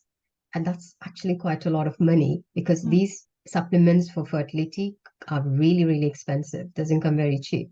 So what I would recommend is stick to something really simple. Make sure it is pre-pregnancy one, and make sure it is specific for men and it's specific for women. So women take the ones that are specific for women, men take the ones that are specific for men. So Well-Man Conception is a really good one. Then Pregnicare, nowadays they do a male equivalent of Pregnicare. So there is female equivalent and male equivalent. And these two are like the commonest, probably the cheapest ones available, and they're absolutely fine. And in men, if they have any problems with semen test, raw tomatoes are really, really good, adding that in their diet. So there were studies done looking at selenium, zinc versus raw tomato, and people who actually consumed raw tomatoes were actually at much better state of their sperm count afterwards. So raw tomatoes are really, really helpful for men. Raw For males, tomatoes yeah. for meals. For We also males. hear of watermelon. Is there any science behind watermelon? Anything, that's really high in antioxidants, vitamin C, like, citrus fruits, melons, all those kinds of things are usually quite good. And one avocado a day is actually really good for both. I don't know how many of us can afford to eat avocado. Not everybody likes avocado, but it's really, really the best for fertility. Amazing. Allah make it easy. Is there a side effect of hyperovulation during IVF or ICSI? No, None. because all the injections that are given during IVF are actually something we produce in our body anyways. It's just an additional dose of those hormones. So the only real side effect will be ovarian hyperstimulation that I was talking about. And the chances of that happening is really low, 0.5% risk. And even if it does happen, it's actually self-limiting. Right. So IVF is in vitro fertilization. Can you say the meaning of ICSI again, ICSI. Doc? ICSI is, Because not yeah. many of us in the call are medics. Yeah. So ICSI is like intracytoplasmic sperm injection. So in Sperm IVF, injection. yeah, sperm. So in IVF, you leave the egg and sperm, allow it to fertilize on its own. ICSI is where you pick one sperm, inject it straight into the egg. Yeah. Which is better, freezing embryo or freezing an embryo and sperm? Which would you recommend? In what context do they mean? Well, this question doesn't have a context. I don't know if the person who is posted the question would like to raise their hand so we can invite them to also speak. You can put your questions in the chat. You can also raise a virtual hand and you can ask your question directly to Dr. Lamia. It doesn't say, probably Okay, because we talked so about embryo freezing, but we didn't talk yeah, about sperms freezing the sperm. yeah. So we only really freeze sperm if there was a need to. For example, if the male partner is going to be traveling to Zika area, when he comes back, he has to wait for 3 months. Women traveling to Zika has to wait for 2 months. So sometimes we have men who keep traveling, to Nigeria, places like that, which is Zika area. So we always recommend you should freeze your sperm. So then, if you come back and if you're not quite 3 months, we can use the frozen sperm. We can freeze sperm if there is a problem with their sperm count. We think they're going through testicular failure, so we want to just save it. We can freeze sperm if they're going through cancer treatment. So sperm freezing has to be within the context. So if you ask me, is it better to freeze eggs or embryos? I would say freezing embryos is better because embryo is like multiple cells, whereas egg is like single cell. So egg is very fragile. Freezing, thawing isn't as good as the embryos because embryo is like multiple cells. It withstands thawing so much better. So of the sperm, freezing has to be in a context. Why you're doing it. You don't have to do it because men keep producing so much and they can produce it throughout their life. But as women may need to freeze because of the age and how quickly it gets depleted. And of the egg and sperm, it's egg and embryo freezes better. Yeah. So I'm trying to rephrase this question, but I'm going to ask it as it is, and then you can guide us. I don't know whether it's a can or should. So the question is, can someone with high blood pressure get pregnant? It's a can and a should as well. So if you can be kind enough to answer them from this. So anybody who's got blood pressure problems, they're at much higher risk of having preeclampsia and blood pressure problems in pregnancy. So that has to be really, really sorted beforehand. So any medical problems for that reason, blood pressure, epilepsy, diabetes, any of the issues people have to be 100% optimized because they can get pregnant, but once they get pregnant, the complications in pregnancy is going to be so much higher. So any of the background medical issues will have to be sorted even before people try and get pregnant. If they get pregnant whilst they are trying to get this sorted, then obviously they have to be started on antihypertensives and all those kind of things in pregnancy. But if they are planning pregnancy, all the other issues should be sorted beforehand. No. So someone with high blood pressure can indeed get pregnant, but it's a pregnancy that must be managed and really thought through. Yeah. Thank you, doctor. Let's make it easy. So there's a next question about what you think about someone using berberine to manage PCOS symptoms and weight management. What would be your advice? Let me just check that. Yeah. Right above the question about blood pressure. Berberine. I don't know what berberine is. Berberine. Explain. Would you like to come off mute and speak about it? Or if there's a link that we can look at. I'm also trying to Google berberine. So if it's Hello, something that we everybody. I find. have a very bad cold. Hi, Salam Hi, alaikum. alaikum salam. I think I hear a sister. Yes, please carry Yes. on. Welcome. Okay, so berberine is basically a root supplement. I had it in 2 forms, and I was advised to take it because I used Ozempic and it didn't work for me. So berberine was something like a step down. The semaglutide that I used at the initial point, I started off with 2.5, 0.5, And then I now did 1 gram, and I did that for 6 months, and it didn't work. There was no shift in my weight. I was doing everything the doctor told me to do. They told me that it was my leptin and my hypothyroidism that was not allowing me to lose the weight. So when I got off the semaglutide, which was Ozempic in particular, I had like 3 months break, and then I now had a doctor advise me to use this berberine. So I got it. I don't know. I've not started using it. I'm a bit, I don't know. I'm just researching about it.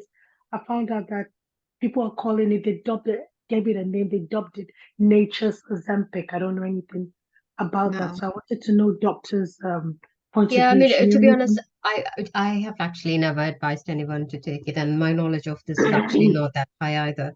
I would say in the context of PCOS, the most well-researched anything that's more natural would be the myo-inositol, the one I was talking Okay, about. yes, So, yes. myo-inositol has been definitely researched in the context of PCOS. It helps with hormone Okay. imbalance.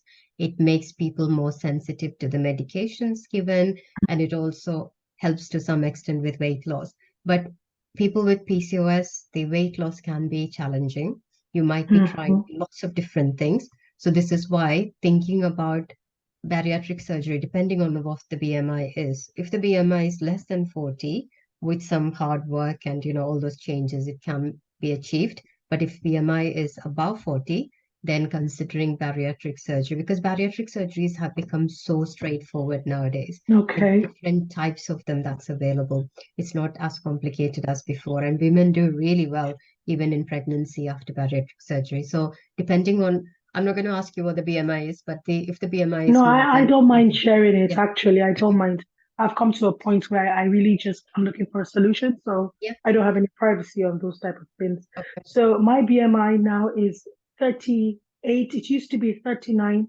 I'm gradually going down. I literally was just taking mango leaf tea, yeah, and that's how I got down to 38.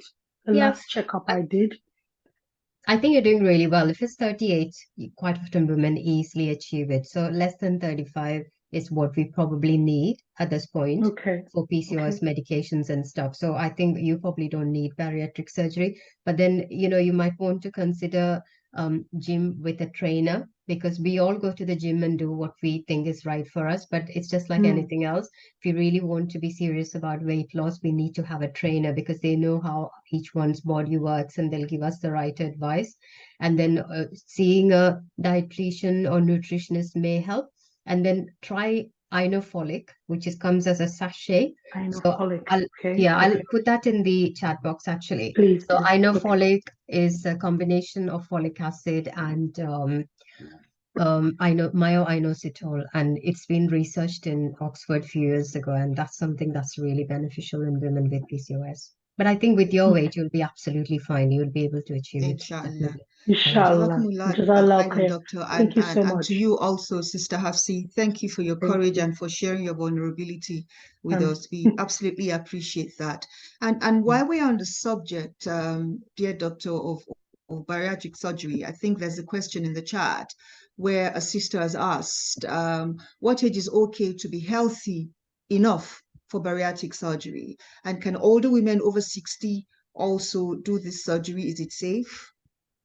Well, the thing is, bariatric surgery is generally beneficial. Doctor, can you even define that first for many of us on the call? Thank you. What you mean, define bariatric surgery?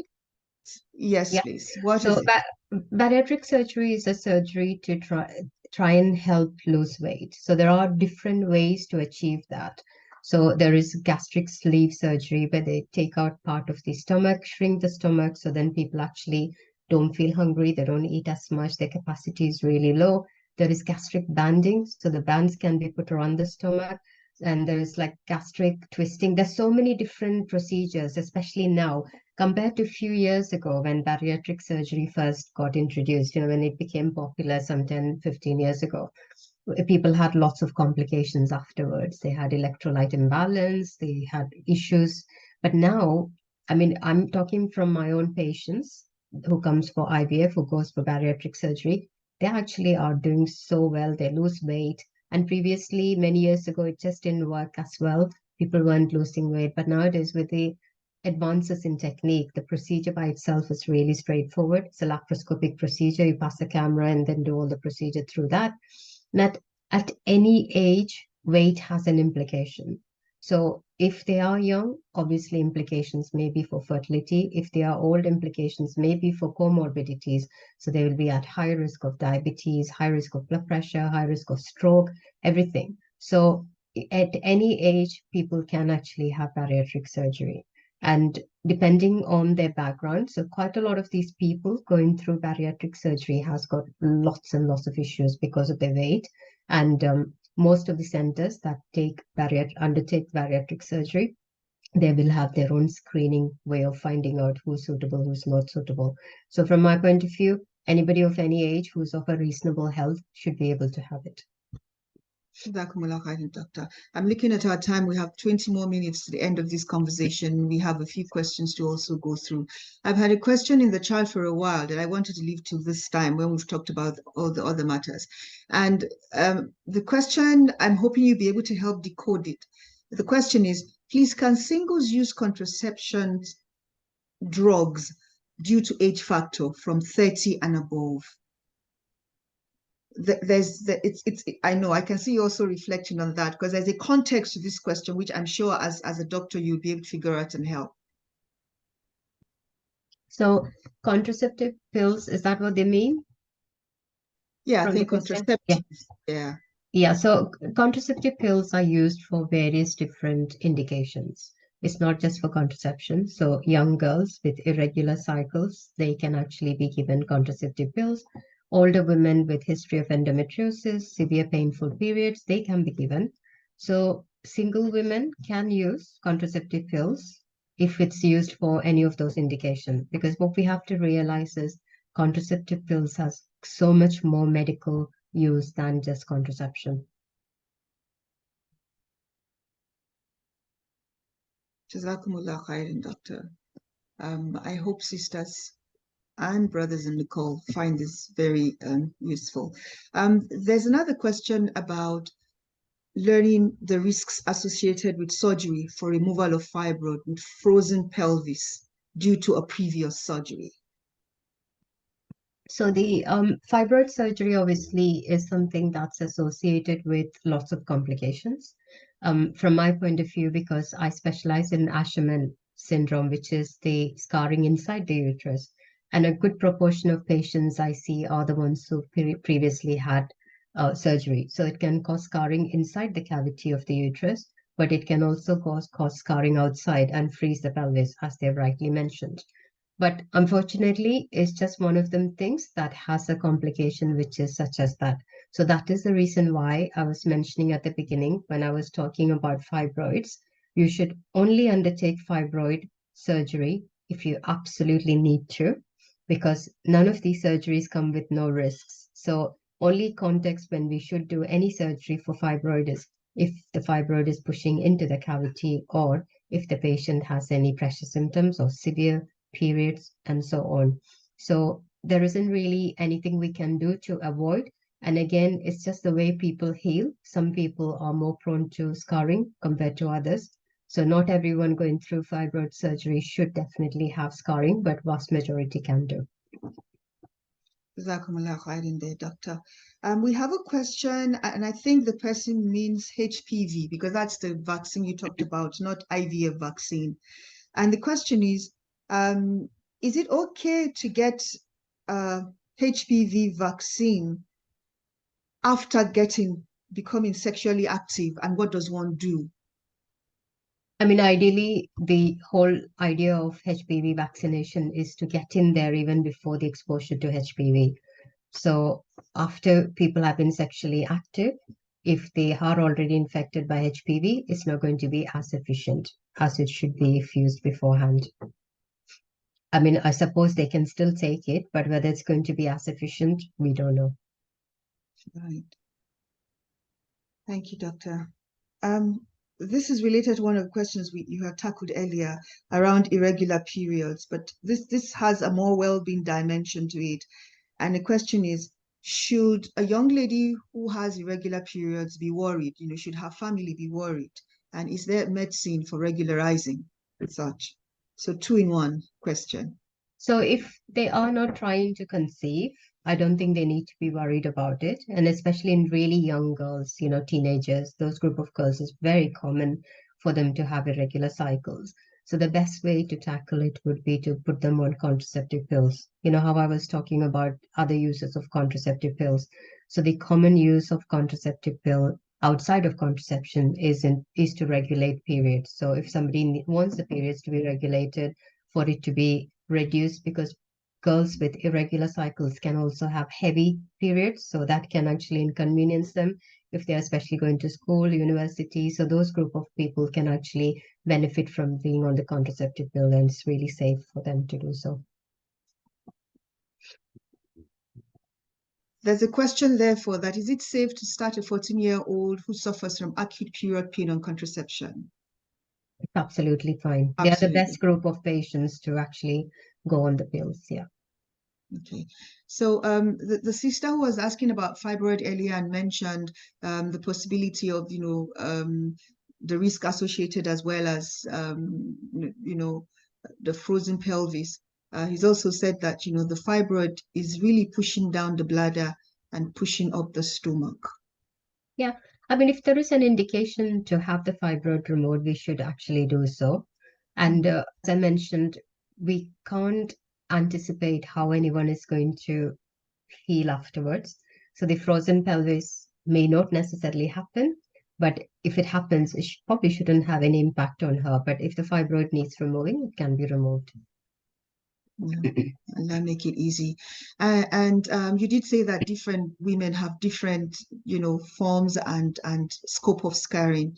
A sister wants you to define what scarring is, and another sister is asking whether there is a way to actually minimize scarring from, surgeries. So we do take all the precautions at the point of surgery, such as, like some anti-adhesives, we put that in the pelvis. There are lots of different precautions we take as surgeons, but sometimes despite all the precautions we take, the scarring can still happen. Yeah. Right. So you were going to define scarring. Is it the same as any scar from any wound, or is it a particular kind of scarring? Yeah, it's like adhesions. Yeah. I mean, we Right. see it more profoundly on the skin, like previously people have had, any incision, you see it over there, keloids and so on, but it's kind of very similar. Yeah. Right. So there's a question about fibroid embolization. What is it? What's that process and how effective is it? Yeah. So fibroid embolization is whereby you actually cut off the blood supply to the fibroid. So you go through the uterine artery. So uterine artery will have different branches. So it's done by the radiologist. So almost target and send in things to embolize, which means the blood supply to that fibroid is actually stopped. And that also reduces the blood supply to the ovaries and everything. So women who are trying to get pregnant, that's probably not a good option for them. It can still be done. It's not completely contraindicated. But with the fibroid embolization, because the uterine artery also gives blood supply to the ovaries and neighboring areas within the pelvis, it will obviously have an impact on the ability to carry the pregnancy. There's some association with risk of complications in pregnancy, risk of miscarriage, reducing the ovarian reserve.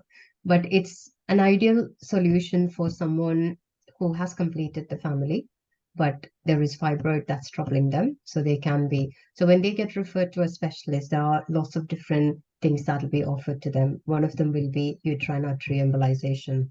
But if they are trying to get pregnant, probably not the best option. Myomectomy, removal of the fibroid, will be the best option. Jazakumullah khairan, Doctor. I'm going to close with one final question. Before then, I have 3 others that I would like to ask. That final question is about the perspective of Islam and IVF. But before then, I see some in the chat that I want you to help tackle. And a question has been asked. Can someone that is already 51 and just been diagnosed of fibroid stick to tranexamic acid to reduce period instead of surgery? Or can any kind of contraceptive help with heavy flow for a fibroid patient? Yeah, so nowadays, there are lots of the fibroid itself is a big topic, obviously, and I think maybe Sister Amina, we should have another chat and I can get some of my colleagues who actually deal with lots of fibroids. So the thing is, there's so many different options available, and it will be dependent on what the actual background status of the patient is. Like, for example, if she's not actively trying to get pregnant, she can have tranexamic acid, contraceptive pills, Prostap injections. There are injections which will shut off the ovarian function, which will also shrink the fibroids. There's uterine artery embolization. Then myomectomy, the removal of fibroids, is actually for people who are trying to get pregnant because they can't be on any of those medications and actually try and get pregnant. So it just depends on what their background is, and that's what will determine what kind of treatment. And nowadays, you even have Mirena coils that are put in with patients with history of fibroids, and again, it depends on what kind of fibroid have they got, where exactly is it, and so on. Yeah. So to the point about contraceptive and young girls earlier, there's a comment and a thought in the chat about whether, yes, contraceptive can help regulate heavy, irregular menstrual flow, but maybe it cannot reduce menstrual pain, and whether having a 14-year-old start on contraceptive that early might not have complications later, lead to complications later in life. What are your thoughts, Doctor? Absolutely not. So contraceptive pills is very good to reduce the flow and also the pain. And anyone who is on contraceptive, they will not have any problems afterwards. So almost as soon as the contraceptive pills are stopped, they resume their ovulation, and fertility-wise, it hasn't got any impact at all. Certain types of contraceptives, like implants, for example, can have an effect on fertility. It can take a while before the fertility and the ovulation gets restored. But the combined contraceptive pills, which is what is commonly used in young girls, that's absolutely fine to use, and it hasn't got any impact at all. Yeah. And let me thank Dr. Fatima on the call, who has also lent her voice to what you said and is, giving some insight in the chat. And she says, look, all medications have side effects. It depends on how bad that child's period pain is. If it means they are unable to go to school 3 to 5 days every month, then the contraceptive pill would make a huge difference. Jazakumullah khairan, dear Sister Fatima, for lending your thought. And remember, the nature of this conversation is such that we wanted to respect the sensitivity of it. And that's why we have not insisted that people put up their virtual hands and ask a question. We've encouraged people to front load their questions in the chat, either through direct messaging or even in the chat. We've also shared before this conversation a link where you could have shared your question ahead of today. But it doesn't mean that you're not able to raise your hand or even come off mute and ask your question if you like to. All options are on the table, but we wanted to be very respectful of people's dignity and sensitivity around the theme of fertility and wellness that we're talking about today. Ya Ustaza, in our closing minutes, I think I'd like you to now return to that important question of the perspective of Islam and IVF, and especially as another sister has put in the chat, the perspective of a sister donating an egg to a sister who needs it, and the dimension of surrogacy as well. All of those things around fertility and Islam. You have the floor, ma'am. So I have deliberately not put in anything about egg donation or sperm donation there, because I just realized this is a Muslim group. And I don't know if any of you know this place called Hargeisa. It's in Somaliland. Have you heard of Hargeisa? Heard of it, yes. So Hargeisa, they were setting up IVF unit there, and I was actually part of those people who went to help set up the IVF unit, which I really, really enjoyed. One of the best moments I've had in terms of professional satisfaction. And when I went in there, one of the things that became really obvious was that the egg donation isn't really allowed. So I took some protocol from here with me so they could benefit in setting up the clinic. So anything in the protocol that said donation had to be actually taken off because legally it's not allowed. It's a Muslim country.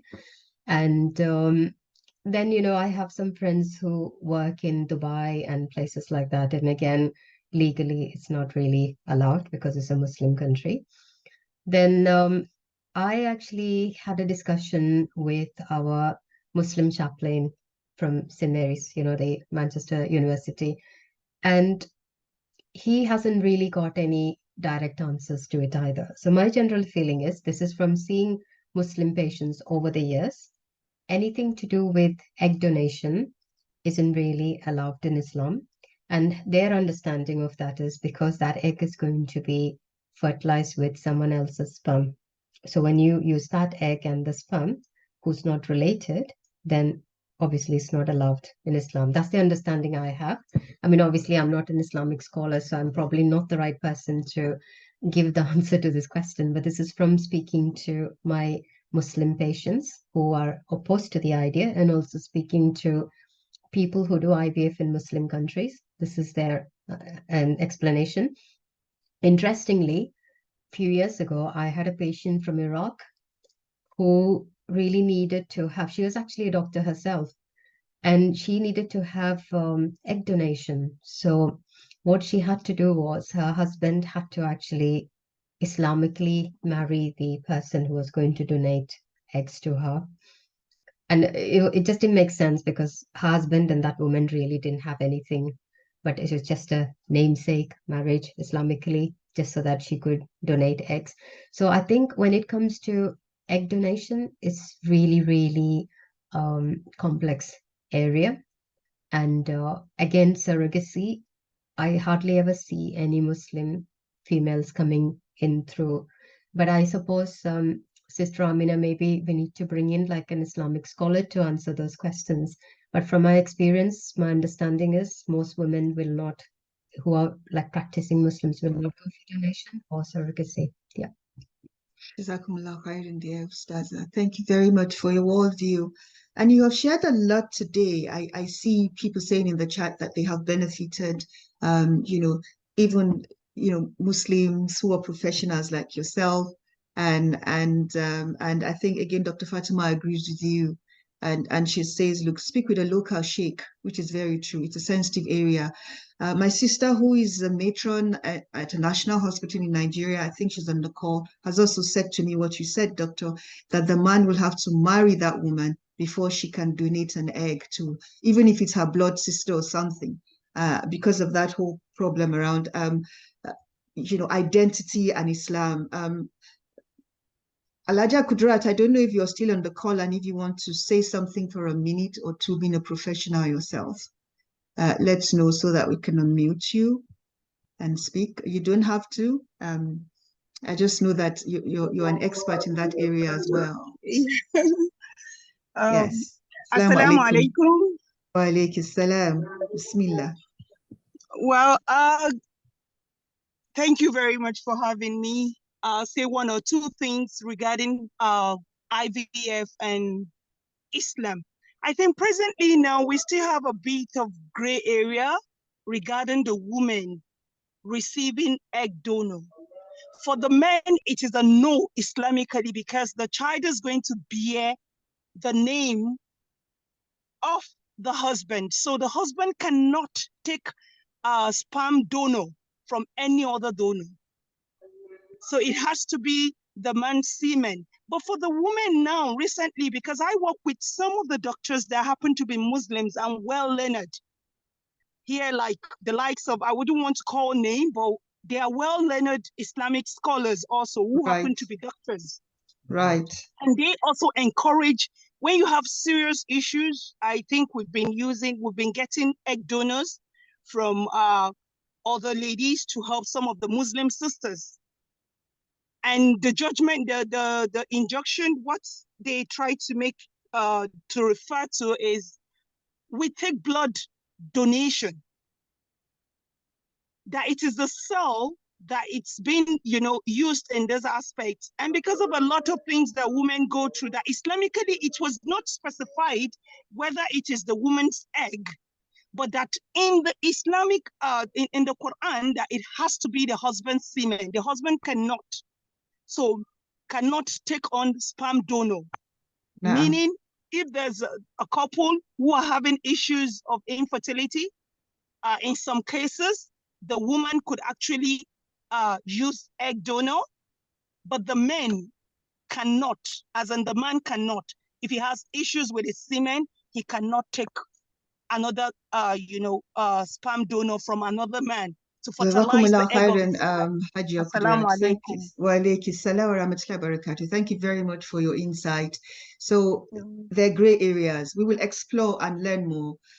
We will bring in the Islamic perspective, but we'll also bring in the humanist perspective, which is what I also hear Alaja Kudrat, talk about, in the sense that if we're donating blood, and we did do organ donation on one of our critical thought lecture series, as it were, what are the new thinkings around the issue of, lending love and support to another Muslima? And even on this call today, I've seen sisters, friends of ours who are not Muslims, because we always open our critical thought lecture series to Muslims and not Muslims. And we also open it to brothers, even though we're a collective of sisters. And today is no different. We will continue to learn, continue to evolve, and to continue to find answers together with you, our dear sisters and brothers who join us every time we hold these conversations. Let me remind you that we had shared the link to the, perfect, mashallah. Let me try and share screen for a second so that we can see what has been collected in terms of what you want us to look at for the next critical thought lecture series. And you can see the code at the top in case you still want to add.